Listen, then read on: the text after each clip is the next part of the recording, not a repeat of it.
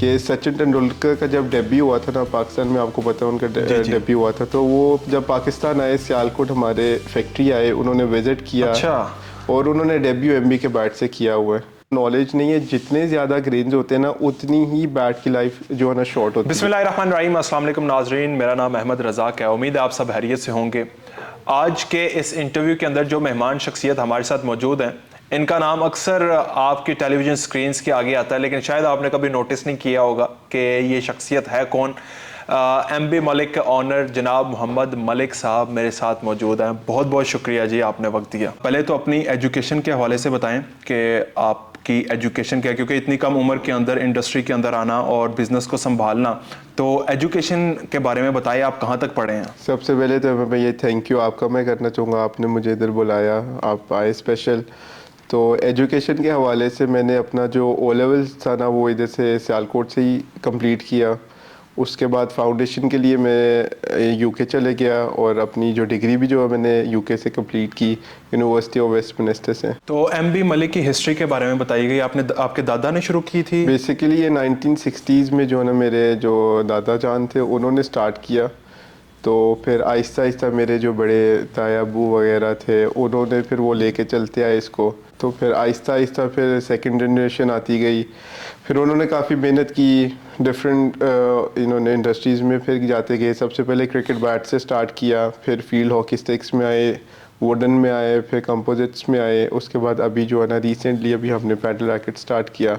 तो अभी अल्हम्दुलिल्लाह जो है ना हमारी थर्ड जनरेशन जो है ना इसमें आ गई है बिज़नेस में। बात है फिर आपको जो है प्रैक्टिकली आना पड़ता है, प्रैक्टिकल होना पड़ता है लाइफ में।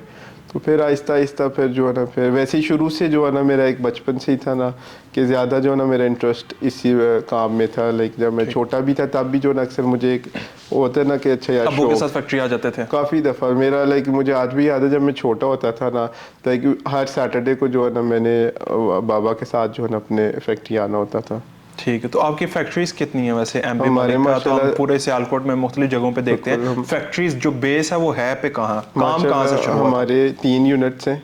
ठीक है। वो सबसे पहले जो सबसे पुराना यूनिट उधर से काम शुरू हुआ, फिर उसके बाद दूसरा अल्लाह ताला ने नवाजा दूसरे यूनिट से, फिर अल्हम्दुलिल्लाह आज जो है ना ये अल्लाह ताला ने एक और यूनिट से नवाजा है। अच्छा, मुझे मोहम्मद भाई ये बताइएगा कि इस वक्त कितने इंटरनेशनल प्लेयर्स आपके बैट से खेल रहे हैं, मलिक के बैट से खेल रहे हैं? अभी तो एम भाई माशाल्लाह काफ़ी प्लेयर्स खेल रहे हैं, लेकिन आपके नॉलेज के लिए मैं आपको बताना चाहूँगा कि जैसे कि क्रिकेट लवर्स हैं कि सचिन तेंदुलकर का जब डेब्यू हुआ था ना पाकिस्तान में, आपको पता है उनका डेब्यू हुआ था, तो वो जब पाकिस्तान आए सियालकोट हमारे फैक्ट्री आए, उन्होंने विजिट किया। अच्छा। और उन्होंने डेब्यू एमबी के बैट से किया हुआ है। अच्छा। तो अभी माशाल्लाह उसके बाद अभी शाहिद अफरीदी वो लाइक मोर देन 10 ईयर्स जो है ना हमारे बैट से खेला। उसके बाद अजहर अली, मिसबाउल हक, और अभी रिसेंटली जो नए प्लेयर्स आए हैं आजम खान, इफ्तिखार अहमद, नवाज, आगा अली, सलमान, और काफ़ी जो है ना अभी माशाल्लाह आप जब भी टीवी पे देखेंगे आपको हर जगह जो है ना एमबी के जो है ना बैट ज़रूर नज़र आएंगे। अच्छा, मुझे ये बताएं, बैट अगर किसी ने सेलेक्ट करना है, बैट की सिलेक्शन का तरीका क्या है? अक्सर हमारे जहन में ये कॉन्सेप्ट है ज़्यादा ग्रेन्स वाला बैट अच्छा बैट होता है, ग्रेड 1 का बैट, ग्रेड 2 का बैट। तो आप इसे किस तरह से रैंक करते हैं? ये क्या वो बागड़ कहते हैं, कोई दरख्त वो एक ही आता है उसके अंदर से निकलती हैं ये बैट्स लेफ्ट आती है पीछे से ऑलरेडी ग्रेड होकर आती है, ग्रेड 1 2 3, आपको भी इस चीज़ का आइडिया है। तो इधर जब आते हैं, जब हम बैट बनाते हैं, फिर इसकी हम अपनी ग्रेडिंग करते हैं, जो हमारी क्वालिटीज़ हैं स्टिकर्स वाइज, उसको फिर हम अपने तरीके से उसको ग्रेड करते हैं। उसके बाद जो बैट की आपने बात की है पसंद लोग कैसे करते हैं, नॉर्मली तो बेसिकली देखिए हर एक का डिफरेंस प्रेफरेंसेस हैं, हर एक की जो ना डिफरेंट, वो कहता है कि मुझे ये शेप पसंद है, मुझे ये बैलेंस चाहिए, मुझे ये वेट चाहिए। तो कोशिश उसी तरह करते हैं कि मतलब जो लोगों की जो डिमांड है उस हिसाब से जो है ना शेप वगैरह। लेकिन ये ग्रेन से कोई फर्क पड़ता है? 12 ग्रेन, 14 ग्रेन, 18 ग्रेन? बिल्कुल, वो ग्रेन से एक देखें जाहिर सी बात है, एक ब्यूटी है बैट की। वो कहते हैं ना कोई इंसान है खूबसूरत है, तो वो बिल्कुल उसी तरह जो ग्रेन है ना बैट की एक खूबसूरती है।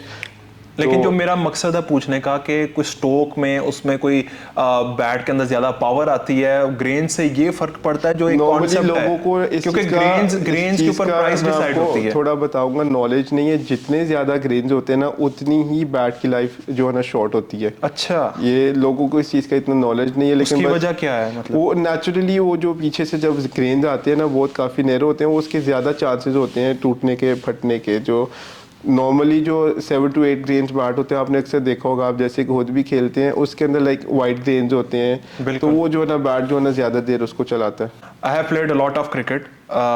मैंने इंटरनेशनल प्लेयर्स के साथ ड्रेसिंग रूम भी शेयर किया है, तो वहाँ पे मैं देखता हूँ कि प्लेयर्स जो पाकिस्तानी प्लेयर्स हैं, स्टिकर पाकिस्तान की कंपनीज का लगा होता है, लेकिन बैट जो है वो बेसिकली इंडियन बैट बना होता है, इंडियन बैट होता है। तो वो क्यों इंडियन बैट को प्रेफर करते पहले हैं? बिल्कुल ऐसा था, लेकिन अभी जो अल्हम्दुलिल्लाह माशाल्लाह, मैं अगर अपनी बात करूं एज एम बी मलिक, हमारा जो ब्रांड है, अभी आप जितने हमारे इंटरनेशनल प्लेयर्स यूज़ कर रहे हैं, हमारा एमबी की मतलब हमारी फैक्ट्री से बन के जाते हैं तो वो यूज़ कर रहे हैं।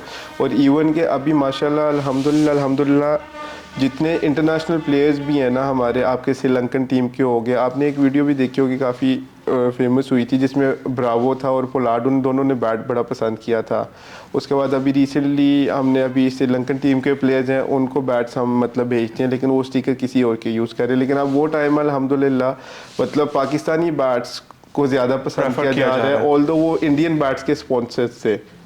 अच्छा, इंडियन बैट के स्पॉन्सर थे, तो उन्होंने ट्राई किया और उनको इतना मज़ा आया।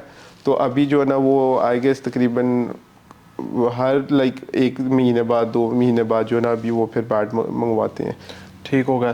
प्लेयर्स का कॉन्ट्रैक्ट किस तरह से होता है? ईयरली होता है, 5 साल का होता है, 6 माह का होता है, पर मैच का होता है? इस बारे में भी थोड़ा सा गाइड कीजिएगा। डिपेंड करता है आपका कॉन्ट्रैक्ट किस स्पेस पे है। बेसिकली ये होता है, आप प्लेयर्स के साथ करते हैं 1 साल का, 2 साल का, क्या मतलब आप बाउंड हो के 2 साल आप किसी और कंपनी के साथ कॉन्ट्रैक्ट नहीं कर सकते।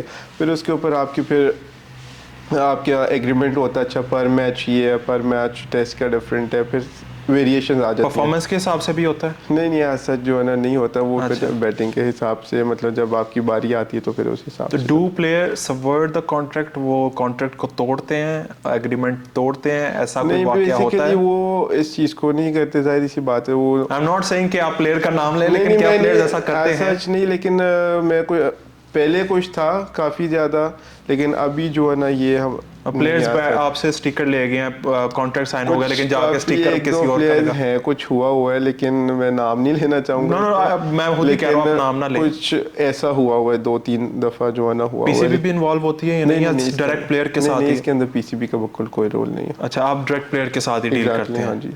अच्छा, ये तो होगी क्रिकेट के बाद। इसके अलावा मुझे ये बताएं, बिजनेस कितना इफेक्ट हुआ है? ये जो पॉलिटिकल जो सिचुएशन है पाकिस्तान की, सियासी अदम इस्तेहकाम है, एलसीज ओपन नहीं हो रही, तो ये जो सारे मामलात है, बिजनेस कितना आपका डिस्टर्ब हुआ है? एट द मोमेंट जो अभी आपके सामने जो पॉलिटिकल सिचुएशन है पाकिस्तान में, डॉलर रेट जो है ना रोज़ जो है ना वेरी कर रहा है। उसके बाद एलसीज नहीं ओपन हो रही, पेमेंट्स अभी तो कुछ बेहतर हुआ है, लाइक आज से 2 वीक पहले आप यकीन मानिएगा पेमेंट्स बैंक रिलीज़ नहीं था कर रहा, मतलब डिलेज डाल रहा था। अच्छा ये हो गया वो हो गया, क्योंकि हमारे मुल्क में अभी आपको पता है डॉलर्स नहीं है, तो उस वजह से काफ़ी जो है एलसीज में इशू आ रहा है। उसके बाद जब हम अपना ये इंपोर्ट के लिए जब हम अपना ऑर्डर्स करते हैं बाहर, उसके लिए जब हमने वो डॉलर्स में, आपको पता है जाहिर सी बात है बाहर पेमेंट हो रही है, तो जब करते हैं वो डॉलर रेट, जब हम पाक रुपीज़ और डॉलर रेट का बहुत ज़्यादा जो है ना डिफरेंस आ जाता है। फॉर एग्जांपल मार्केट में अगर at the moment I guess 225 चल रहे, तो जब आपने टीटी समटाइम जब लगवानी पड़े तो वो 240 250 है, और इतना जो है ना डिफरेंस आ रहा है। और पहले जब से शॉर्टेज हुई है इससे भी ज़्यादा जो है ना 270 260 तक चले गई है टीटी का रेट, इतना ज़्यादा डिफरेंस आ गया ड्यू टू शॉर्टेज। ठीक हो गया। मुझे ये बताएं कि आप मेरे जैसे यंगस्टर्स के लिए भी, मेरे लिए भी इंस्पिरेशन है, इसके अलावा वो भी यंगस्टर्स हैं जो जिनके वालिदैन हर वक्त उनको कहते रहते हैं काम पे जाओ, पढ़ लो, तो ये जो आप फैक्ट्री में आना शुरू हो गए, जो शौक आपने कहा कि ये मेरा शौक है, बड़ा शुक्र अदा करते हैं कि अल्लाह ने हमें प्लेटफॉर्म दिया उस चीज़ पे हम आके बैठे। हमारे बेसिकली मैं समझता हूँ हमारे बड़ों की मेहनत है जिस चीज़ पे आज आके इसको आगे लेके चलना। बहुत सारे बड़े ये लोगों को मैं जानता हूँ, different उन्होंने आगे challenges बैठ के ऑफिस में तबाह कर दी चीजें, लेकिन आप उसे इतने अच्छे तरीके से लेके आगे चल रहे हैं। मैं देख रहा हूँ एमबी मलिक की नई स्टिकर्स इंट्रोड्यूस करवा रहे हैं, नई चीजें आपने इंट्रोड्यूस करवाई। चैलेंजेस आपको पता है हर रोज़ आते हैं, देखने पड़ते हैं, लेकिन फिर भी मैं समझता हूँ हमारे बड़ों की हमें बहुत सपोर्ट है इस मामले में। आज तक भी जो है ना वो हमें सपोर्ट करते हैं, कहीं भी मसला आ जाए, कुछ आ जाए, मतलब they are like always there to support us. मैं समझता हूँ हमारे से ज़्यादा हम तो ठीक है थोड़ा बहुत जो कर रहे हैं, लेकिन हमारे बड़ों की जो मेहनत है ना उसको मैं समझता हूँ कि वो अप्रिशिएट करना चाहिए। जितनी मेहनत उन्होंने की है ना, तो मैं अक्सर हम बैठे हो तो मैं कहता हूँ कि मतलब हम उस तरह बस बैठे हैं आए काम पे नो डाउट कर रहे हैं, क्योंकि ऑलरेडी एक प्लेटफॉर्म है। आज ज़ीरो से शुरू करा जाए इस स्टेज पे नहीं आ सकता जो जिस तरह हमारे बड़े इसको लेके चले। तो आप जब इंटरनेशनली बाहर टूर्स पे जाते हो, कस्टमर्स को मिलते हो, तो वो ये नहीं कहते यार ये आप मोहम्मद मलिक, आप एमबी मलिक मैं और आपसे डील करनी है? मैं ना आपको इसकी एक मिसाल बताता हूँ। तकरीबन आज से लाइक 2 साल पुरानी बात है। एक काफ़ी बड़ा एक कस्टमर है यूके का, आपको यूके वो उनका ना ऑनलाइन स्टोर है, दुनिया का लाइक आप कह लो वर्ल्ड का सबसे बड़ा क्रिकेट ऑनलाइन स्टोर है उनका।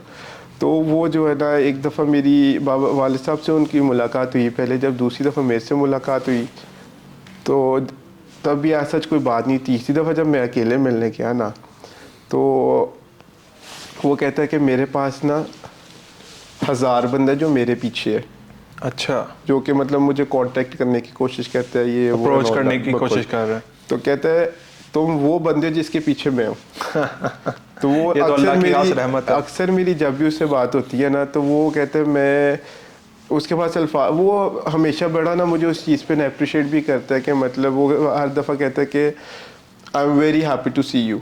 बिल्कुल। तो मतलब वो इस चीज़ को अप्रिशिएट भी करता है। मतलब ऐसे और भी काफ़ी वाक़यात हैं, वो फिर कभी जब बैठेंगे आपको फिर अकेले नहीं, ये आपकी बात सही है कि मेरे जहन में ये भी अभी बात चल रही है कि टीवी के ऊपर हम देखते हैं प्लेयर्स को खेलते हुए, वो अफरीदी को, जैसे अफरीदी का नाम आपने लिया, शाहिद अफरीदी का, इसके अलावा सचिन तेंदुलकर का भी अगर देखा जाए, इफ्तिखार अहमद हैं, सरफराज अहमद हैं, बेशुमार प्लेयर्स, काफ़ी ज़्यादा प्लेयर। तो वो स्टिकर मलिक का होता है, लेकिन पीछे जो लोगों की मेहनत है वो लोगों को नहीं पता। वो बिल्कुल, कभी आप आए आपको मैं दिखाऊंगा, आप लोगों को भी दिखाइएगा। उस चीज़ को अप्रिशिएट इतना नहीं किया जाता क्योंकि हाथ का काम है, हर चीज़ हैंडमेड है। आपके ना यार ये काम मशीन मेड है, ये हर चीज़ आपने जो है ना हाथ से करनी है। और मैं समझता हूँ इस काम का जितनी मेहनत है ना, लोगों को इस चीज़ का भी आइडिया नहीं कितनी मुश्किल से और कितनी मेहनत से काम बनता है। आप जब आएंगे ना नेक्स्ट टाइम मैं आपको दिखाऊंगा जिस तरह बैट बनता है ना, आपने एक देखना है कि कितना जोर लगता है बैट बनाते हुए। एक आपने तो देखा आई गेस देखा होगा पहले, लेकिन मैं आपको दोबारा दिखाऊंगा कि आपने देखना है कि मेहनत वाला कितना काम है। आखिरी क्वेश्चन आपसे पूछेंगे, आप किससे इंस्पायर्ड हैं और आपकी इंस्पिरेशन कौन है? टू बी ऑनेस्ट मैं अगर आपको बताऊँ ना, जो हमारी कंपनी की जो हिस्ट्री है ना, जिस तरह मेरे दादा जान की और मेरे बड़ों की जो मेहनत है ना, मैं उस चीज़ से बहुत इंस्पायर हूँ कि मतलब जिस तरह उन्होंने मेहनत की और जिस तरीके से उसको लेकर चले हैं, मैं समझ तो ये मेरे बड़े जो है ना ये मेरे लिए इंस्पिरेशन है मेरी। बहुत बहुत शुक्रिया, आपने वक्त दिया जी।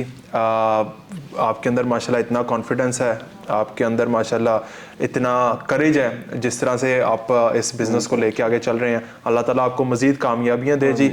एमबी मलिक के ओनर मोहम्मद मलिक साहब हमारे साथ मौजूद थे जी, और जैसा मैंने पहले कहा मेरे लिए इंस्पिरेशन है। इतनी यंग एज के अंदर इतनी सारी कामयाबियां हासिल करना, ये इन्हीं का हासा है। इंशाल्लाह ताला किसी और मेहमान के साथ फिर दोबारा हाजिर होंगे। अपने मेज़बान को इजाज़त दीजिएगा। अल्लाह ने के बाद।